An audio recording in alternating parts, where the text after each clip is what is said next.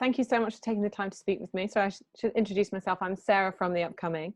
And congratulations on this wonderful film, which I just watched the other day. Maybe for our readers who don't know anything about Cocoon, you could just start by giving us a brief introduction. So Cocoon is about Nora. Nora is a 14-year-old girl living in Berlin-Kreuzberg.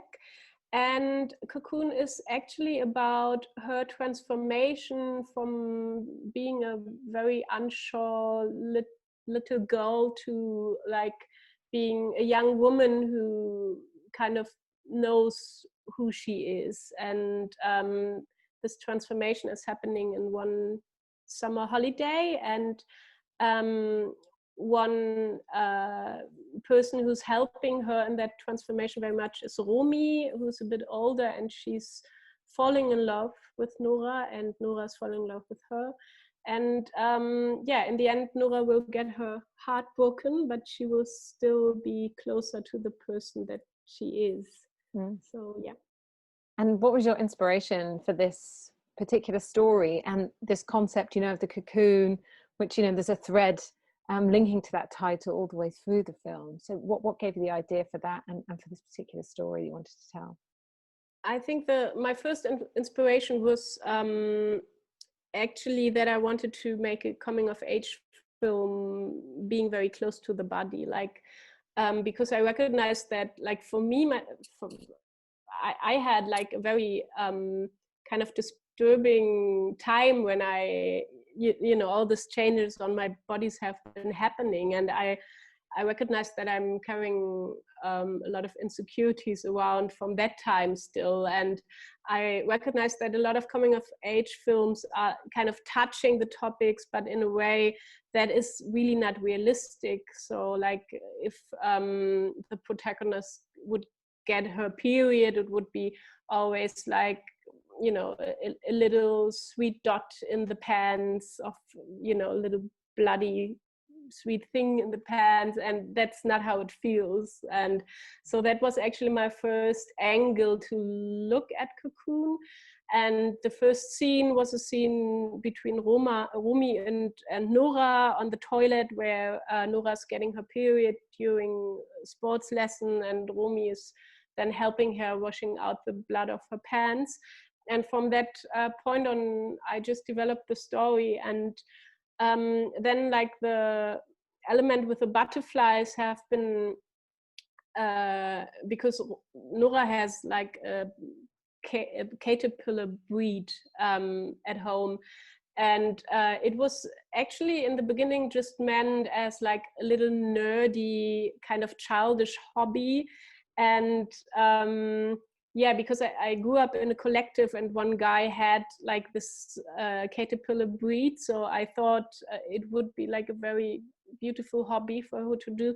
So I wrote it in the script, and then I recognized, oh gosh, that's such a big metaphor for like, growing up and puberty. And then I was a bit afraid of it, and I wanted to like take it out, but in the end it stayed, and I'm glad about that. Yeah, I think it brings kind of a sort of poetic side to the sort of the contrast with the very realistic way that the film is shot. Mm-hmm. And coming to the kind of look and feel of the film, it is kind of, it is that ultra realistic element to it. It kind of reminded me perhaps of some other coming of age films like the Andrea Arnold's American Honey or Eliza Hittman's Beach Rats. I just wondered if you looked to other filmmakers kind of for inspiration, and why you wanted to make the film in this very particular way. I must say Andrea Arnold really is a big inspiration. Like it's one of my favorite filmmakers, and but I try, or I would say that I'm making out of, I mean, of course I am influenced, but I'm making films pretty much out of my stomach, and it always feels like more like the film is finding me than that I'm finding the film. And so I think this decision to have it like on one part like as a realistic kind of documentary style film, and then having this poetic, dreamy style. I wanted it to feel like a memory, because I had like this idea that this is the summer Nora will always remember. And so I didn't want it to be just like in hard reality. I wanted to, you know, add this dreamy, memory-ish style on it. And yeah, that was the result. And coming to your cast, I mean, it's incredible performance from your central character with Lena. So how did you decide on her to play this part? And it's a very understated performance in lots of ways. It's like it must have been, you know, challenging for her to kind of, you know, nail it in that particular way, you know, not kind of overact it. So how did you decide on working with her and also the rest of your cast, all these other brilliant actresses that you've managed to put together and have such a chemistry on set? So with Lena, I think I was just very lucky, because I only saw photos, and I heard her voice, like just at her. She had done some films before, like for TV, and I had like a huge feeling about her, because I was so much falling in love in the way how she could express so much on her face with doing nothing. And so I invited her to casting, and was like blown away, and she was the first one. So I was like, oh, okay, good. Now I have like, I don't know, 50 other girls or something, but I'm still in love. I'm already in love, and it stayed just like so. She just was the one. And Romy is played by Jelle Hase, and I have been working with her on my first feature, Looping. That was my graduation film in film university. So we are pretty close since then, and she's in her 20s, so I thought she might be a bit too old for the role of Romy, who's supposed to be like 17 or something. But she read the script, and she was just asking if she could come to casting for that role, and I said, yeah, why not? And then she was just like, so it was so great to just observe them both as a couple, like the two girls. I really believe that they are in love from the first moment, and I was very touched by that. So that was the decision. And then like there are also a lot of actors that we street casted, and that are really living like particular in that area where we shot the film, or some even in the house where we shot the film, because I wanted to have like this element of young people who really know this world that we are telling very well, also as a corrective for me, because I grew up in Berlin, and I grew up pretty close to the area where we shot, and I know it very well. I spent a lot of time there, but still I'm not in their generation. Still, I didn't really grow up there. So it was very important for me to, have these influences, and they very much formed many scenes also, in terms of like they are always just using their own words and stuff, and we have been like improvisating a lot, not during shooting, but before, to actually then find the scene and stuff. So yeah. And you sort of touched on there about it being in this very particular area of Berlin. It does feel like the location is really important, and we're really sort of steeped in it, and the kind of slight grittiness to it, and thinking of, so much happens around the swimming pool and in the waters, something, a location they return to. So were those locations important to you in the storytelling?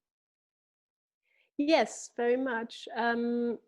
As I said, this area means a lot to me. I grew up pretty close. I spent my my youth more or less in this pool, and it's also like it's a very vibrant, very multicultural area, with so many, like also big queer culture, so many people that are very different from each other living at one place, and I think it's very beautiful. It's also a high crime scene, so like there's also another view that people know on Côte Busator. Like there are some people who don't want to go there because they are afraid of getting robbed and stuff. And of course that's happening too. But I wanted to tell a story about someone who's actually feeling at home there, and also telling the other parts of that area. Mm. I'm thinking of this film kind of within the broad landscape of LGBTQ plus films. Do you see that now there are, there's great opportunity to tell these sorts of stories? Do you think there's been a shift? And why do you think it's important to tell stories such as this, and kind of hitting on what you were mentioning earlier about, telling women's stories and sharing women's experiences in this far more realistic way than perhaps you sort of see, in Hollywood, or, with male writers, male directors that don't always get it true to life? So I think what I can observe is that films are very much more diverse in general, and there are so many more characters that have never been told so much, now being told about. And of course, I think that's very, very important. And I think that we as filmmakers have like the joy and the duty to just show the world as we see it. And of course, for most of us, that's a very diverse world. So it would be absurd not to show that. And I'm very happy that, Cocoon is not an exception with that. It's like, just if a film isn't, showing a diverse world, it gets criticism nowadays. And I think that's good. That's as it should be. And I think kind of just what you were mentioning earlier as well about like the, showing a girl getting her period in a realistic way, it makes you realize, wow, we never see that on screen. Why has that been such a taboo? But there's something refreshing in kind of showing that. I think there was a lot of discussion about the series. Oh God, I've just gone out of my head now. Anyway, but that showed a period scene recently as well, and the amount of people talking about it got people talking, because it's like, oh, we show women's experiences in this detailed kind of way. Yeah, that's so strange, because it's, like for us women, it's just like so much like the most normal part of our life, like to get it monthly, to have it, and still it's really not shown in film, or like very, very rarely. And also like the how women are portrayed, pretty often I don't feel presented like in the way how women are portrayed. And and so that's what I tried to do a bit more with Cocoon. And I, as you said, I feel this huge response on that, because I think it's so common that you don't see, like, for example, period blood in film, that you don't even recognize that you don't see it. And then if you see it, then you recognize, oh, wait a moment, why didn't I see that before? And so there's a lot to do, I guess. I just remembered I May Destroy You was the series I was thinking of, that there's a scene in that prompted a big discussion. So I've just remembered, sorry. Cool. Yeah, I don't know if you've seen that. I don't know if that was... No, I didn't, but I'm gonna... Yeah, you should definitely go and watch that up straight away now. Yeah, it really sort of tackles, issues of consent and how we represent kind of like lots of things about sex in the modern era that don't normally get tackled. But actually that comes on well to my next question, which is, what do you think your film has to say about the pressures that are on women, young women in general, but very particularly at this moment in time, because, you know, it is quite a hostile world. She sort of navigates it quite well, really, when you think sort of, you know, her sister's, you know, got her own things going on, but she's not particularly always so great with her.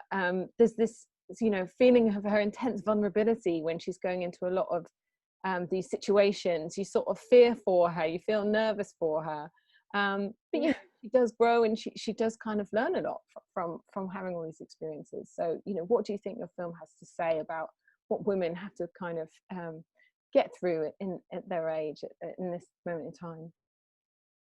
Well, I think Nora is this quiet observer, and as you said in the beginning of the film, she's so much looking at her sister and her friends, and she's so unsure about herself. And then she meets Romy, and she really starts to have her own opinions and to shape her decisions that she makes in love, and to decide what she wants to be and whom she wants to love and what she likes and what she doesn't like. She doesn't really know that in the beginning of the summer, and then in the end of the summer she knows that a bit more. And so I think it's very much a story of that says go your own way and go it as yourself. And and I think that is important still, because, you know, like this new generation growing up with social media, they have like so much pressure and so many questions that we didn't have in our, like, because I didn't grow up with social media. And also, like, there's such a gap between their generation and the generation of their parents, who mostly don't even really know how to use social media and haven't been confronted with all those questions when they've been young, so they can't ask them. And so this is this is all what Cocoon is like also telling on the side, I guess. But it is a story that tells you should find your own way to deal with all of that. And I think, like, the fact that you might think that it's more accepted now in lots of ways, to be a lesbian, to be bisexual, you know, but even she, in this day and age, you know, it doesn't feel like she gets much support from anyone. You know, she goes in to ask her teacher, you know, and she doesn't seem to get much information. She doesn't get much back. There's that kind of, you know, it doesn't feel like her sister's being very supportive. So is that also something that comes out from the film, that even though we might think this is much more, you know, we've progressed a lot in those terms, it's still quite a difficult thing for young people to have to come to terms with? So much.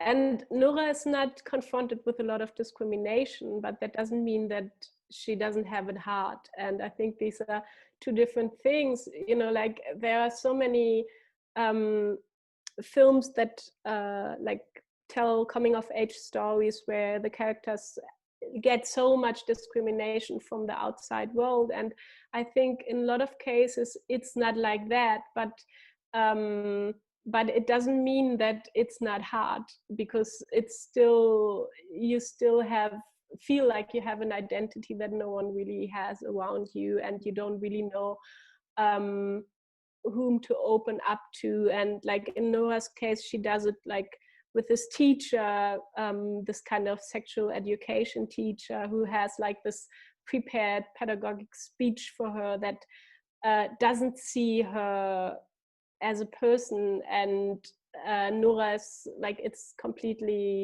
really doesn't help Nora. And then she's opening up to like a Arabic boy who you might maybe think that who actually just tried to kiss her and has a crush on her, and you might think he's not the right person, but the only thing he's saying is, okay, well, I think that's cool. That's, you know, that's interesting. I knew you're something special. And then he goes. And actually, that was then the point that was most helpful for Nora, someone who's just acting very natural on it without having an idea behind it, you know. And yeah.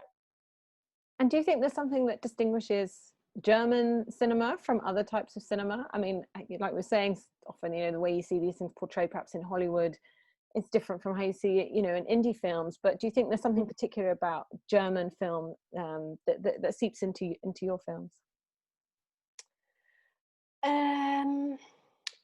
I don't know. I don't really see that point. I probably from the outside, I wouldn't really see what is particular German in that film. I think what was my criticism on German cinema, like, and that's changing now, but it always was that it's very much about like having this one big topic, you know. Like film founding in Germany very much functions like this, having this one interesting topic that is important to talk about, you know, and then, but not so much about the artistic approach behind it. And so I think that was my main criticism on German cinema, which as I said, is changing now. And I'm glad about that. But what is particularly German on my film, I think someone else has to say that. And can you quickly tell us what you might work on next for your next film? Do you know yet? Yes, I'm working on 2 scripts. One script is a story based on this little Italian island I am in the moment, and it's a story about an intersexual child who's shortly before puberty and feeling the pressure of deciding for one gender. And the other story is about a group of young people belonging to the Fridays for Future generation that live like a very free summer on a lonely hill in central Portugal, and then this hill burns down and their paradise burns down, and then they start to act on that. Great. Yeah. Well, can't wait to see those. And congratulations on this film. Thank you so much for sharing all that with me. Thank you. Thanks a lot. Cheers. Have a lovely evening.